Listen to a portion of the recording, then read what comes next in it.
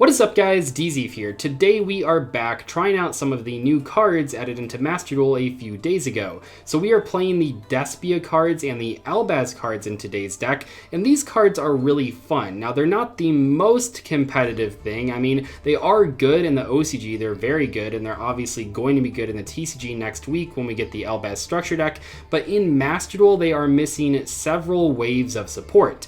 That being said, this is still a very fun deck to play. It has tons of crazy combos. The ratios of cards aren't necessarily optimized the best that they could be, but I've been having a blast playing this deck on and off stream over the past few days. This deck is capable of breaking tons of crazy boards because you have a lot of going second options, but it's also capable of putting up a pretty good turn one board as well. Let's take a look at what I'm playing in just a few moments here, but first I want to tell you about today's sponsor. Today's video is sponsored by Worlds Tavern. They're an online coffee company that specializes in making coffee for game night. On their website, you can order a variety of different flavors depending on your taste. For example, Homely House is a medium roast that should appeal to pretty much any coffee drinker, while Great Old One is a long dark roast for those that enjoy something a bit bolder. For late night gaming sessions, you might even go with Electric Sheep, which is their great tasting decaf coffee. Personally, Dragon's Nest has been the one that we've liked the most in our household, but they're all fantastic, so make sure to pick whichever one sounds the best to you. Worlds Tavern even has a giving back program where they donate $1 of each bag to gaming related nonprofits. If you're interested in trying out some of their coffee, make sure to use promo code Dzeeff10. The first 100 people that use that code will get 10% off of their order. Thank you Worlds Tavern for sponsoring today's video. Okay, so here is the deck list. It is pretty crazy. It obviously is a 60 card deck. You definitely can cut back on a lot of these cards if you want to play 40 cards, but personally I just couldn't hold back. I wanted to play like every card I could possibly think of, so I did end up playing 60 cards for this deck. Anyway, we have 2 copies of Despian Tragedy, 3 copies of Maxi, 1 copy of Shaddoll Hedgehog.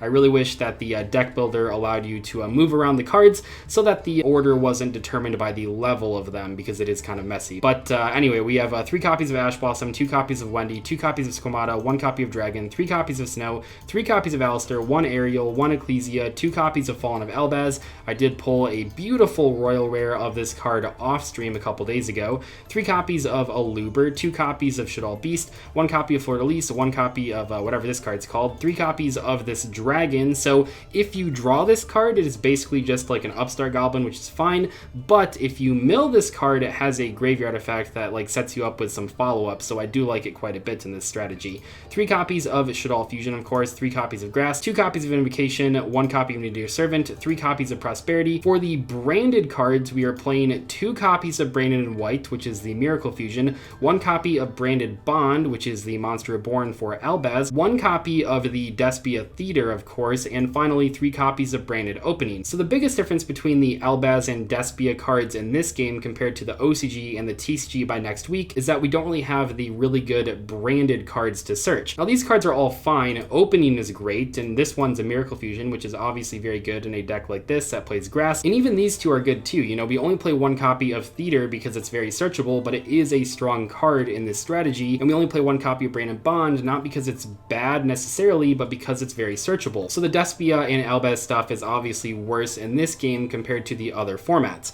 Next up, we have 2 copies of Magical Meltdown, 2 copies of Super Poly, 1 copy of El Shaddoll Fusion, and 1 copy of Punishment, finally 1 copy of Shaddoll Schism. That is it for the main deck. You can mess around with the ratios if you want to, but I think that this works pretty well. Like I said, I played this deck on and off stream over the past few days, and my win rate has been pretty high. There are a lot of really good hands in this deck. Finally, for the extra deck here, I will mention that this deck cannot play 13 cards, it cannot play 11 cards, you pretty much have to play 15 cards, and I've already made a pretty awkward cut just to fit everything in. So we have 1 copy of Natis, 2 copies of Winda, 1 copy of Abclone, 1 copy of Purgatrio, 1 copy of Construct, 1 copy of Titaniclad, then we have the Sprind, which doesn't come up very often, but it does come up, 1 copy of the Elbion, the Branded Dragon, 1 copy of the Despia level 8 monster, 1 copy of Mechaba, of course, 1 copy of the level 11 Despia Fusion monster, 1 Gravity Controller, 1 Anaconda, and finally 1 copy of Artemis, the Moon Maiden. So with this card, this is replacing the All Mirage and Secure Gardena line. Now what you lose from that is that you can't make Purgatrio as consistently, but you can still make Mechaba using this card, which is what you normally do, especially on turn 1.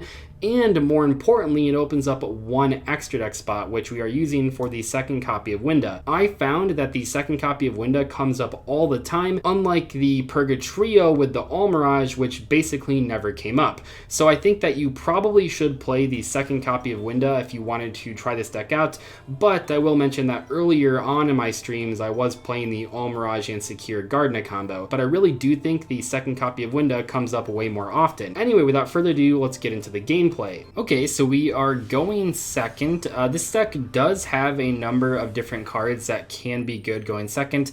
Obviously you have, we drew a couple of them here, so you do have Ashimaxi, but you're not super likely to draw those cards in a 60 card deck. But beyond that, you know, Meltdown plus like Shaddoll Fusion can be pretty crazy. Obviously Super Poly is really good.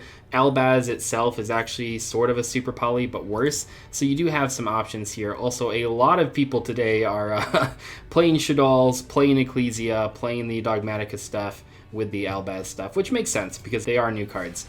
Okay, so we are going to draw for turn. So Ecclesia is a, oh my gosh, okay, what a draw. So here we have a few options. Because we have the Super Poly, I kind of want to be greedy and go for the Shrouded Dragon activation. So we'll activate this. I think it's okay. Even if we whiff and don't actually hit a monster off this, we can still set the Wendy and then potentially Super Poly this. You know, we'll have to see what we do. We'll see what we draw here. I have drawn grass off this before. Oh, okay, that actually does change things. Yeah, that was great. Okay.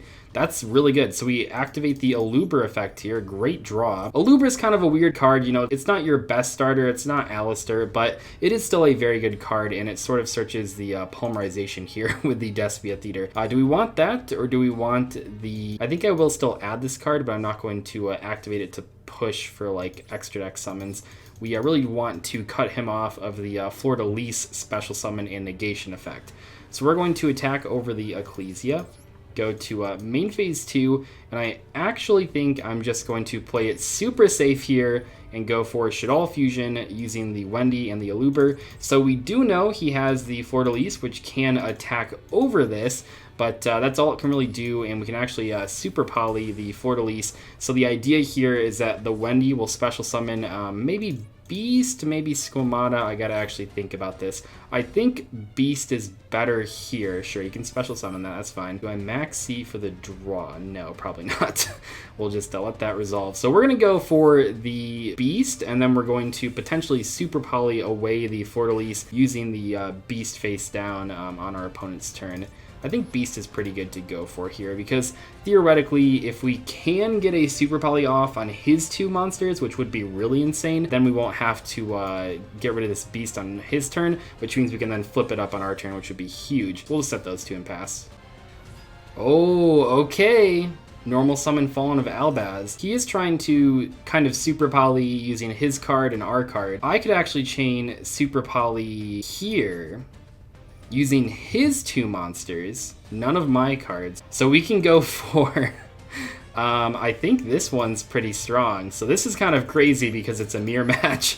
And his Albaz will not resolve because it has to use that Albaz specifically to actually like fusion summon. So he won't get a fusion summon here. We get ours. Okay, so maybe I should have gone for Titaniclad here because this one can't actually use its on summon effect because we have the window face up.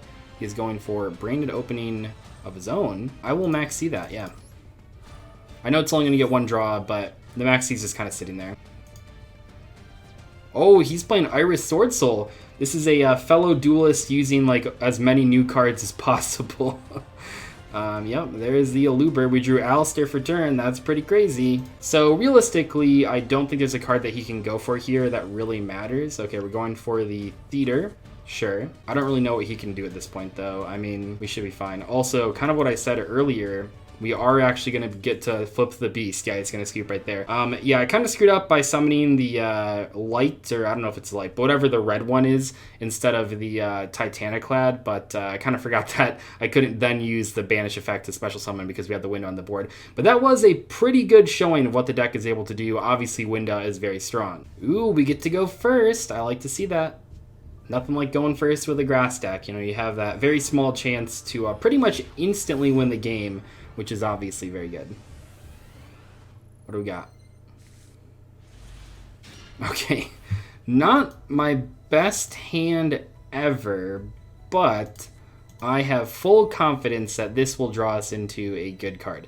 So we actually do have the Branded in White in hand already, so I think I'm going to send the Fallen of Elbaz just to potentially fusion summon using the Branded in White. Okay, so it looks like our opponent does not realize that this card is not special summoning, but that's fair. It's a new card. We are in Platinum, by the way. Oh, interesting. Okay. Do we go for... There's no reason to, right? Yeah, I guess we'll just pass. Passing back to us after setting one card. And we drew this dragon again. Okay. Wow, setting one card and passing. Okay, let's just try to see what he has. We'll activate Prosperity. Okay, so we'll banish 3. I don't think that this deck can realistically banish 6 that often. Squamata, very good. Alistair, very good. Oh my gosh, all of those cards are really good. Well, this one isn't necessary because we have a way to use the Elbaz anyway. I really want to grab Alistair, but I think that we have to go to Squamata because we have Shaddoll Fusion and Snow, as much as I wanted to grab Alistair there. So let's activate Shaddoll Fusion. Summon out Construct. We're going to send a Dragon here at some point to at least bait the back row. He might have a stop for the Construct. Could be like an Imperm. So, activate Construct, activate Squamata. I think I did that in the wrong order, because you're supposed to go Construct Chainlink 2, because that then, if they have Valor Ash, they can only use one of them, or right here, if you had Valor Ash specifically, you could use both. Not really a super relevant thing, but could come up sometime, maybe. Send Wendy. Send Dragon. Luckily, this time we can chain block the Wendy, and I will do it correctly. Dragon, target the back row. What are we doing? Do we have a response? It is a Called by the Grave. Okay, sure.